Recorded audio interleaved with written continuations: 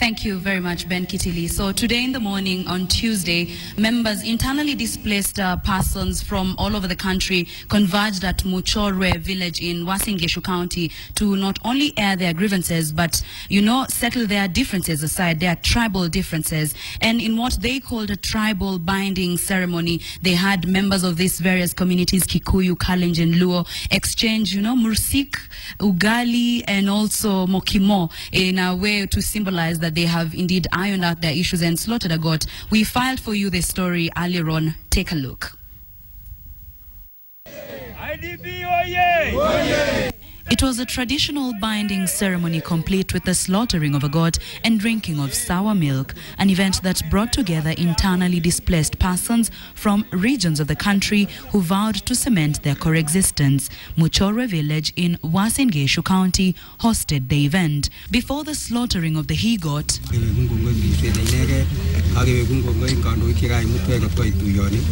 prayers were made,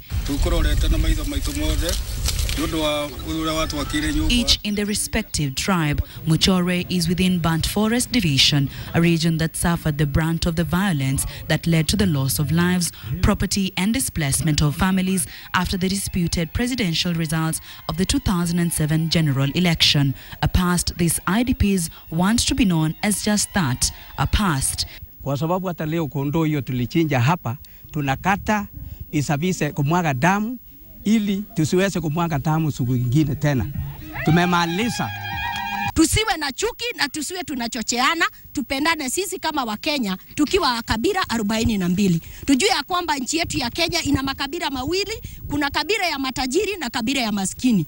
They freely fed each other, drinking from the same gourd, popularly known as mursik, drunk on special occasions like today. And as the song and dance continued, the traditional Kikuyu meal, mokimo, was shared. Ni vile sisi tumeanza kuingiana pamoja, tumeongea pamoja, tumesikizana, tunaombana sana chumvi na kila kitu.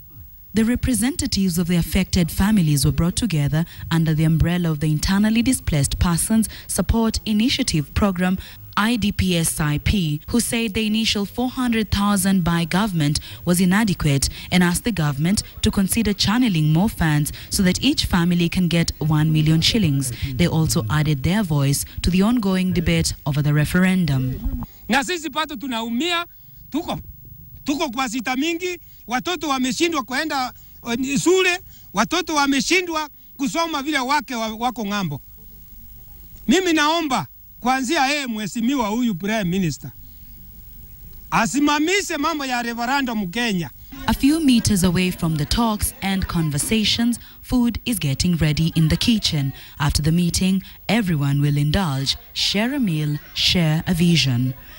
Various differences drove these residents to become internally displaced persons after the disputed general election of 2007. It is through such meetings that these IDPs ensure that they bring their differences together to ensure a future that has peace. The young and old, a past and a future that will hopefully have two different stories to tell. Marcy Kandie, KTN, Muchorwe Village, Uasin Gishu County. And to put that story into perspective, we are joined live in our Eldoret studios by Dr. Atwoli Lukoya, psychiatrist and a political analyst. Thank you for being here today. Thank you. According to the story, they've put their differences aside, but Jubilee promised in government, 100 days in government, they'd resettle all internally displaced persons. They still call themselves IDPs even today, and even in Eldoret, there still exist internally displaced persons. So at some level, I think IDP is a state of mind. At some level, because there are people who might even have been resettled already, they're living with their families, but they feel displaced because the reasons why it happened have not been addressed. They feel displaced because some of the things that happened to them have not been redressed. And perhaps that is why you'll see people coming together and attempting to deal with these issues on their own, because perhaps the government hasn't thought of any better way of dealing with such issues. Unfortunately, when people are left to their own devices, they come up with solutions that they think are effective, but which might just be papering over the cracks. And therefore, it is important, I think, that the responsible people in government come together and think about a longer-term strategy to deal with the current issue of IDPs and perhaps come up with a strategy that will prevent similar recurrences in future.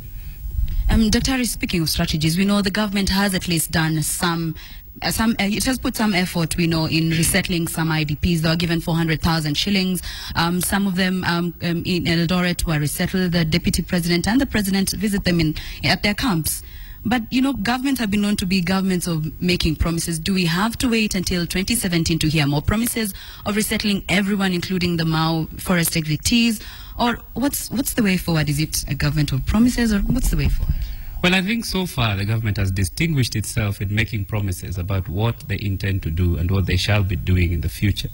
Perhaps the common mwananchi, and the IDP being among them, is waiting for a more concrete strategy to address their issues currently and forever to prevent this situation from happening.